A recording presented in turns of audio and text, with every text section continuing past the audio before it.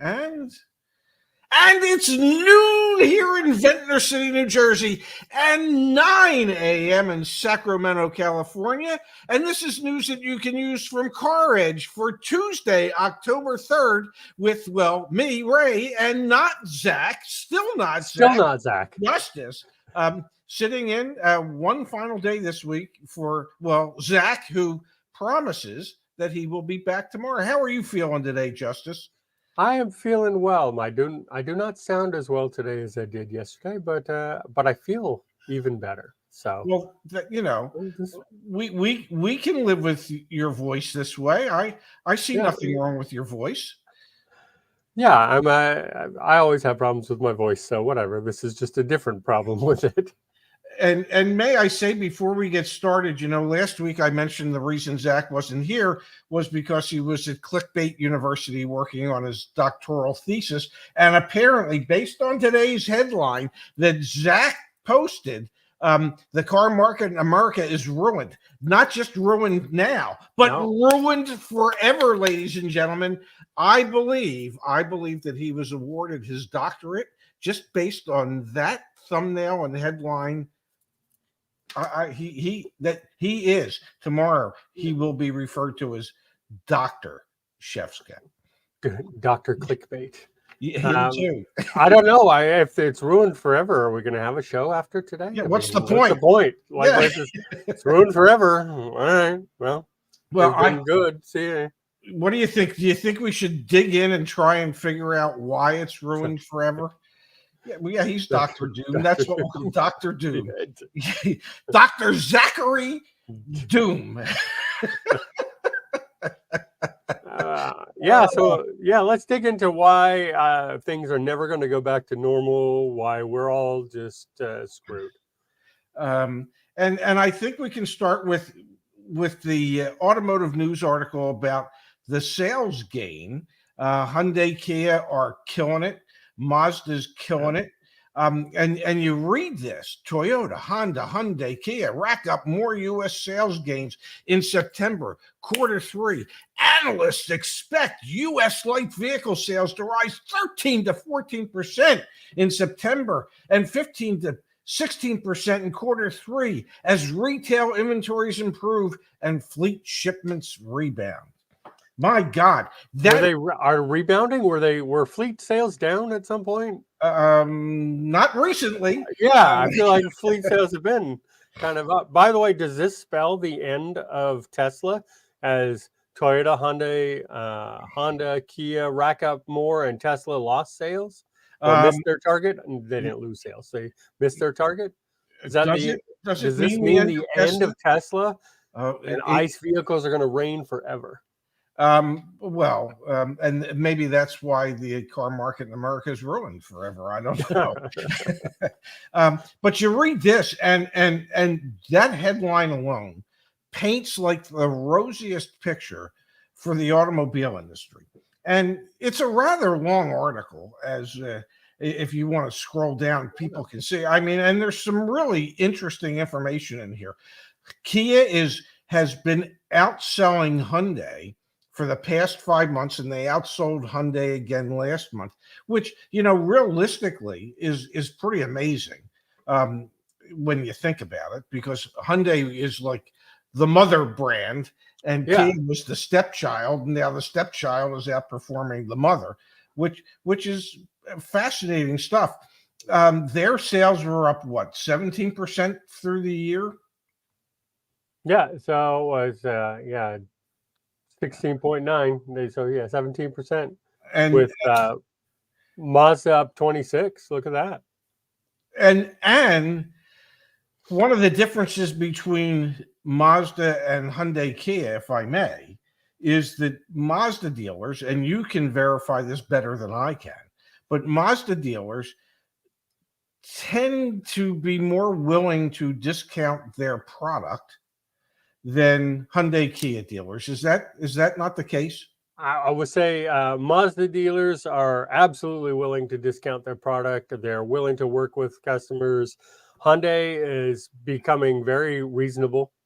They're Okay. starting to work with people, and Kia dealers, by and large, and it's not, there are some good ones out there, but Yes. Kia dealers, by and large, are out of their freaking minds still.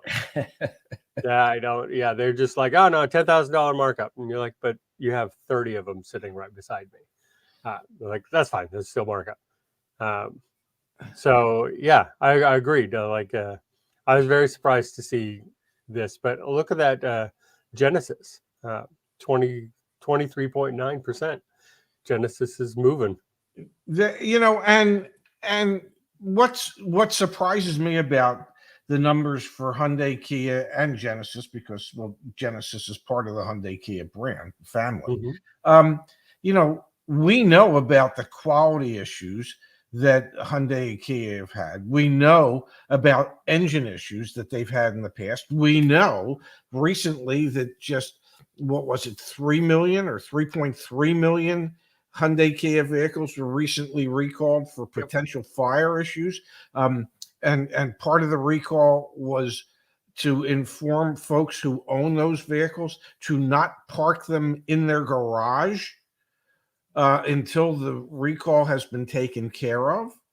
Um, and if you have to park it in the street, do you put up a sign that says fire hazard? Please don't park in front or behind me. I mean, and if it does catch on fire and it catches the car in front of it or the car behind it, whose insurance pays for that?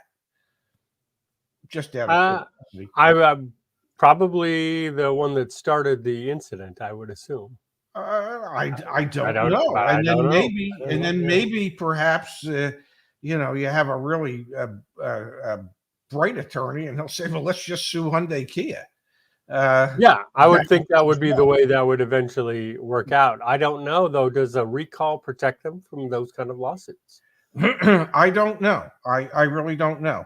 If you scroll down further in the article, you read things where it just looks like the rebound rolls on. Okay, Yeah. there's a nice little sub headline: the rebound rolls on. Um, the it just continues. The whole industry is continuing to rebound. So far, the strike hasn't had a major impact on it. Incentives have gone up slightly, but now, because of the strike, if the strike lasts any length of time at all, they're expecting the incentives to go back down. The key for me is the inventory. As you can see, Yeah. inventory at the start of September stood at 2.21 million vehicles. I said during the height of the pandemic, when there was very little inventory, that the new norm is going to put monthly inventory levels on hand and in transit to new car dealers between 2 and 2.4 million. It sure seems like that's where it's starting to fall consistently. Yeah, I was Um, say it's sort of evening out right at that level. which is I think most of the manufacturers figure that's a sweet spot for both Yeah. them and their dealers. Not such a sweet spot for the consumers. And if the strike continues and we see a decline in incentives, that won't bode well for consumers, because there is an affordability issue. The average transaction prices still remain close to $48,000. Average new car interest rates are hovering around 9%. So those things don't bode well for what's going on moving forward, even though they're painting the rosiest of pictures. But if you could go, there's a section in here that caught your eye and my eye, and it's the last section of the article. Okay, it's called odds and ends. Okay, so there was one more selling day in September this year than there was in September last year. But the second part, fleet shipments, a major driver behind the industry's sales gains this year, are projected to tally almost 215,000 units in September, an increase of 56% from September a year ago. Okay, up from 11.9% of all sales to 16.4%. The truth of the matter is, and we've been saying this for the longest period of time, Yep. retail sales are stagnant. Fleet sales are what's keeping this whole thing afloat. And if incentives go down and interest rates continue to go up, the affordability crisis continues to get worse. And so it's not really, when you look, it's not a rosy picture at all. No, it's not. And look at this one. I this one got me. Yeah, Uh, People, 17.5% of people are buying a vehicle with $1,000 or more a month payment. Like, what? yes. Like, that's insane. And yeah, the average payment now is $736 a month. It's the average. That's the average. And I don't want to, I used to think I was a pretty average guy. I mean, I'm short, fat, and balding at 72. That's pretty average. But my God, based on these statistics, I'm not average at all. I am No. so far below. I couldn't afford a car payment of $736 a month. And the part that they leave out is that I guarantee you that the average loan length is almost 72 months. So people are signing up for an average car payment of $736 a month for 72 months. Seven Yeah. times seven is $49,000.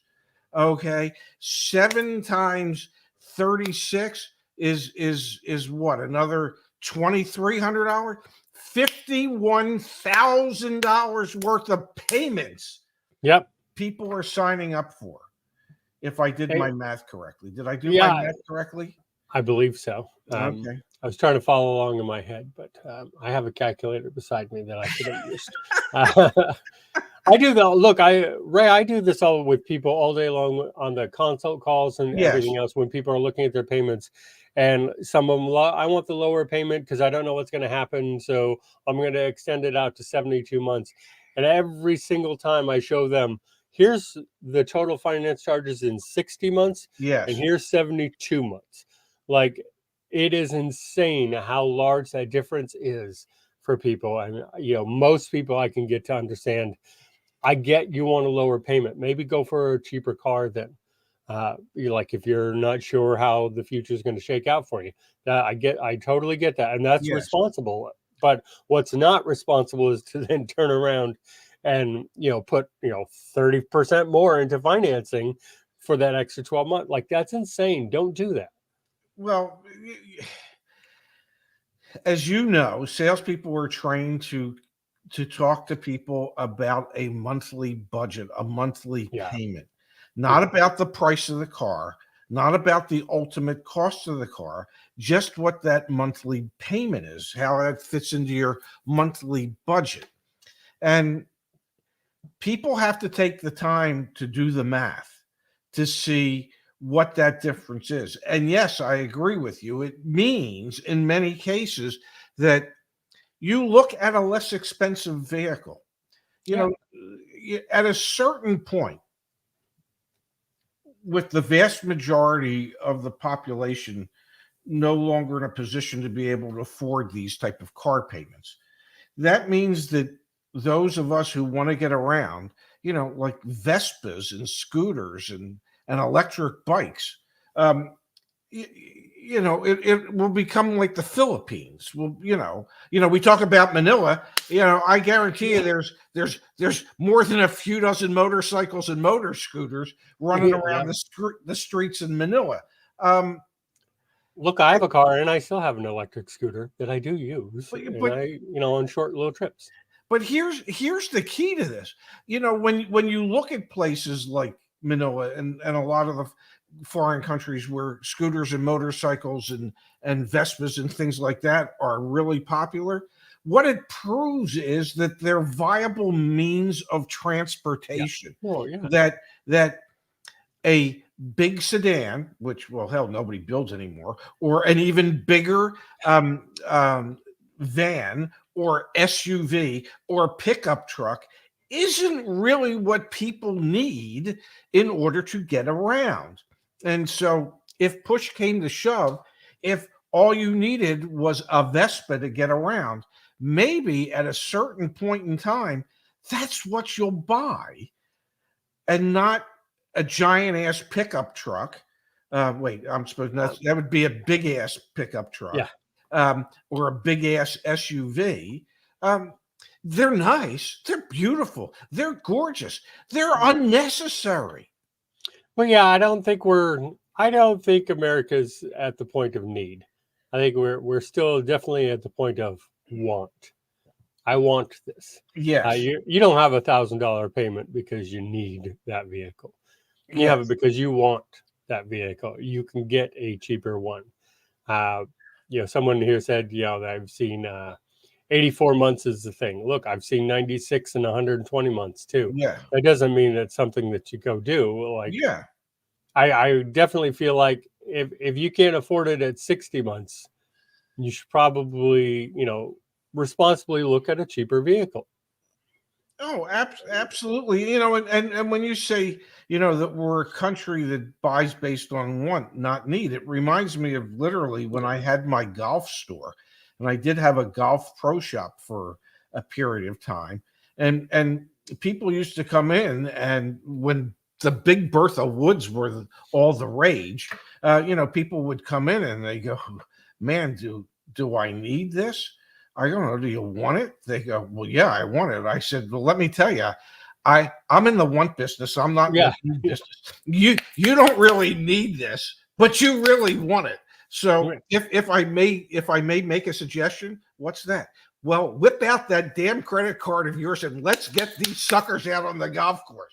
I mean, Ray, no one needs to play golf. It's not a need in the first place. That is a want, a desire. Maybe it gives you a nice peace of mind and helps you relax, but it's not a need industry. So no, absolutely. You never need anything in golf. It's just whether you want it. If you want it, then and you can afford it, then they do it. I think people don't know what they can afford anymore. I run into that a lot. Well, and that's because they base everything on what the monthly payment's going to be. They don't base it on what it actually costs them. Everything. I mean, look at cell phones. They have a price. The prices are outrageously expensive these days. But what's the one thing that they all push? What the monthly payment is for those cell phones. Everything is a monthly payment. We are taught in sales to break it down to the ridiculous. Okay, so you mean to tell me you can't afford $1 extra a day for this car? $1 a day. What are we talking about here? 5 cents an hour? You can't afford 5 cents an hour in order to have the vehicle that you want. And that's because salespeople are trained to take the customer's eye off of the price. And it's like being David Copperfield. You don't know what's going on with my right hand while I'm pointing you to watch with my left hand. And it's just a series of deceptions in order to get you to concentrate on the wrong thing. Well, so 2 different deals I've seen this week that go along with that, Ray. Or last week, rather. Yeah. One was I actually saw Foursquare being used. I wish I didn't. I'm like, okay, I didn't know anyone still tried to do that. But they had the Foursquare, and of course, it was your payment and everything, and that was the focus. Another one was they were breaking down your payment weekly. Oh my! They broke down all the payment. It was $196 a week. Yeah, you can afford that. Come on. I was just like, and it took a minute for me to catch that it was weekly. Yeah, because I was like, how are you getting a $196 a month? Like, that's a great And then, I started digging through the deal, and I'm like, wait a minute, this is weekly. This is 52 payments a year Yeah. of 196. I'm like, whoa. Yeah. And yeah, there's still those kind of tactics out there. That was obviously a buy here, pay here place. So like, Yes. I'm sure you already knew that when I said weekly, but Yeah. it's One of the great closes of all time, reduced to the ridiculous. Um, and that's what it is. Because you can afford $196 a week. You can't tell me you can't. Hell, you'd probably piss that away in a good dinner somewhere, wouldn't you? Oh yeah, probably. You can live without that dinner. Come on, man. for a 2016 Yeah. Honda. Oh Yeah. my goodness. And Yeah. and think about it at 196, and there's 4.3 weeks in a month. Yeah. Yeah, it was just, I was like, oh, let's not do that. Thankfully, that one was someone who came to us ahead of time. Yes. I've had a lot all Can week we this talk, week. Can we talk about that? You sent me an email the other day from a community member who I believe the email started with, well, I already bought the vehicle and I feel like I might have been taken advantage of. Can you help me? Not now. Yeah. So I've had 3 of those consults this week. Okay. One of them was a lease, and 2 were purchases of, I feel like I got screwed here, and Yes. what can I do? Luckily, one of them, they absolutely did. I mean, they paid for windshield protection. Yeah. Okay, like that. That is what it was. Outside of that, there was nothing wrong with the deal. Okay. It was a good deal. So I was happy about that. But some of the other ones, I'm just like, there's nothing I can do to help you once you've signed it. Please come to me ahead of time, and let's talk about the deal. And even if you're in the F&I office, come on, just chat in, just email us, do something like before you sign on that, because once you sign on that line in most states, there's absolutely nothing you can do. Exactly. So and I can't help you get out of a bad deal. we can help you not get into the bad deal. Yeah. If you allow us to review deals prior to you buying the vehicle, prior to completing the transaction. I went on a rant one time, because people send me emails and goes, well, if you already know you made a mistake, and you just want me to confirm you made the mistake, just say, I think I made a mistake. Can you confirm it? But Yeah, don't send in knowing that you made a mistake and say, well, now what can I do? I don't know. You can live with your mistake and hopefully learn from it. But the point is that before you allow yourself to make that mistake, contact us prior. There's a reason we do what we do. There's a reason that we have as many car coaches as we have. There's a reason that we have the community that we have, where people share information to help each other out. There's a reason for all that. yeah. And that reason is to help make sure that you don't put yourself in a bad position, and to come to us afterwards. If you're just looking for confirmation that you screwed up, yeah, well, I guess we could do that for you. But that's we can. But Ray, it makes me feel bad, because I don't want to, I'm not one to trash people's deals after they've already done them. Like, look, you just, I'll help educate. I'm not going to lie to you. So Yeah. that just is going to be what it is. I'll help educate you. So hopefully next time you don't have this problem. But I also feel bad. Okay, so now you're going to sit in this car for 3 years, and every time you get into it, you're like, you're going to hate it. I got a horrible deal, and I got to, and it's just like, oh, please, isn't it worth the whatever $70 to come to us ahead of time and go, yes, just look this deal over? And maybe I say, hey, it's a good deal, you didn't need to pay me. Okay, that isn't that we're just worth a peace of mind alone, rather than just to go in there and go, okay, well, what do I do now? Like the APR, and we had one deal where the person put $13,000 down on the deal, and the dealer added that instead of subtracted it to the deal Ooh. on the contract. And it's like, hey, no, you don't owe $41,000 on that vehicle. You owe decidedly less than that. You know, 14,000. You know, and so some of it's that kind of stuff, but some of it is like just have someone look it over, even if it's not one of us, even if it's for free in the community. Yes. You know, redact your name and your address and your phone number off of it. You know, put it in the community. Let our community members take a look at it before you sign off on a deal. And as someone in here said, you know, no matter what the contract is, don't sign anything you don't understand. I had one person who said we were getting into the deal and I was signing on the iPad, then they switched to the computer and I just sighed and went, oh. And so I just started signing. I'm like, oh, okay. You got to know like all that stuff. And I get it. You've been there for 5-6 hours. Yes. But, you know, and that's part of where they wear you down. And it's part of that thing. And then some of these that I've seen, getting documents from them have been difficult in some areas. And it shouldn't be. No, it should be very, very easy to get. You should have all your documents. You know, I know you saw the story.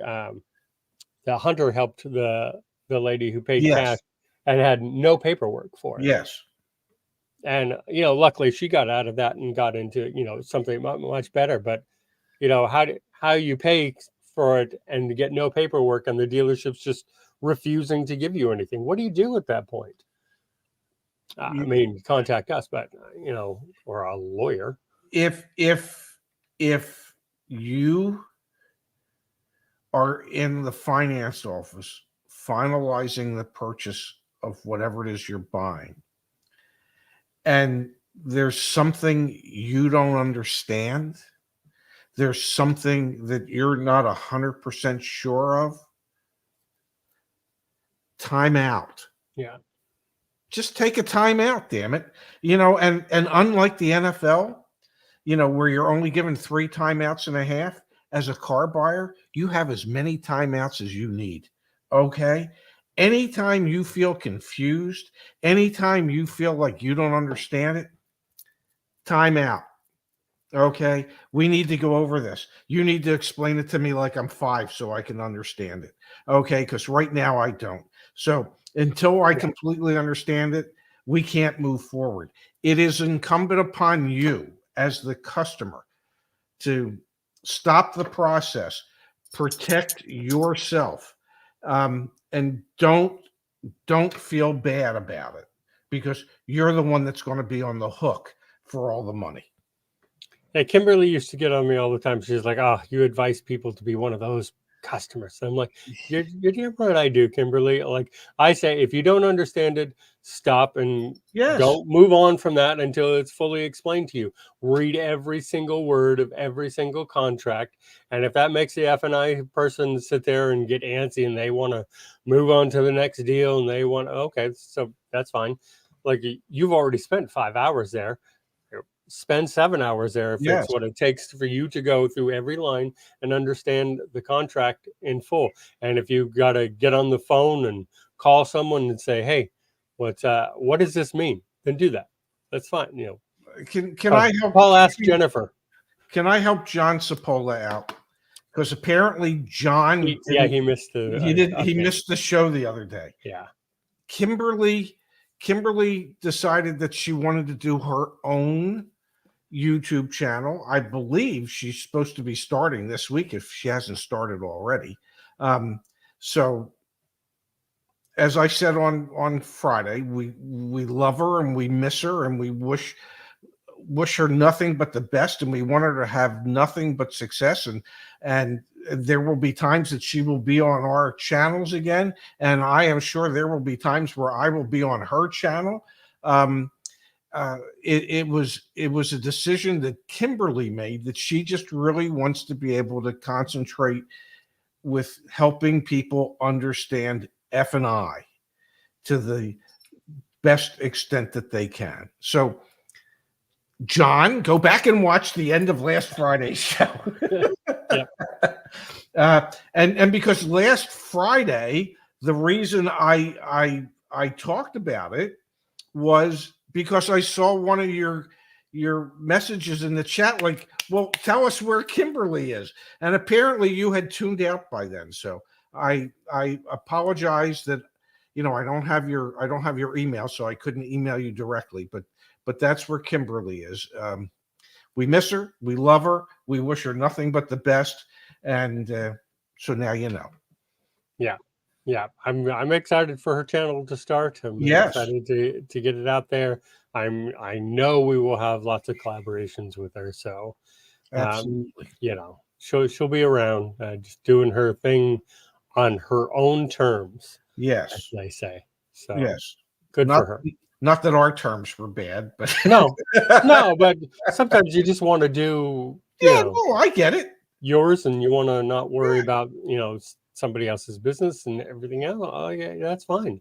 Yeah, nothing wrong with that. Do you realize we crushed a half hour again?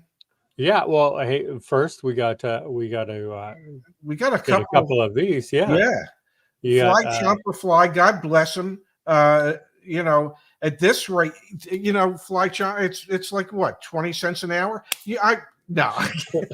Thank you, Fly Chomper Fly. And Genesis, then they have, I guess they do. At 6'6", you look good in your blue jacket. Blue is a good color on you. Well, you know what's really strange? This is what's really strange. I thank you for mentioning my blue shirt, and I look good in it. Truth of the matter is, it's green. It doesn't, in this lighting and with this camera, it doesn't come out green, but it really is a green shirt. Oh, yeah, it definitely looks blue.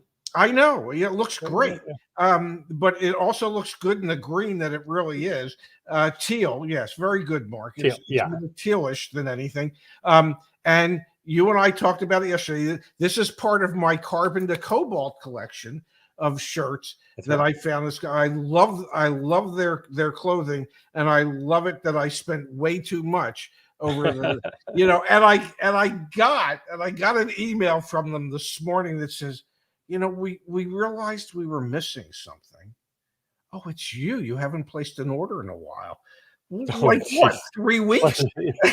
Leave me alone. I spent $2,000 with you already. Leave me alone. I like your rolled up sleeve there. I like the inside. Yeah. Like that's very colorful stuff. Yes. And I must say, I have on a beaded bracelet that perfectly. I was going to say it matches great. Okay. Now this beaded bracelet, this came from our dear friend, Miss Kimberly Klein. She sent this to me. So, see, I never forget about Kimberly. Never. She's always on our mind. Yes. Was there one other donation that I needed to know about, or was it just those two? Just those two. And then we had somebody mentioning that the lease, they have 2 leases ending this month, and the same vehicles now are 2 times more than it was 3 years ago. Absolutely. Yes. Most leases still, there's a couple good ones out there, but most leases right now still are awful. Just awful leases. Residual values are low. The money factors are super high. If you can buy out your lease, that's what you should be doing right now. Yeah, you'd probably be better off, because right now leasing is way off, price-wise and sales-wise. There's a couple good ones, but most of them are not good. They are not. Well, I want to thank you for filling in and still not being Zach. My son will be back here with us tomorrow. Yay! So Dr. Zachary Doom will be here. Zachary L. Doom will be here tomorrow at noon Eastern, 9 Pacific. Justice, thank you for filling in the last few days. I appreciate it. I know Zach appreciates it. And I just want you to keep getting better, feeling better. Yeah. Thank you for having me. Always a pleasure. And I will see you Friday back on the Electric Channel.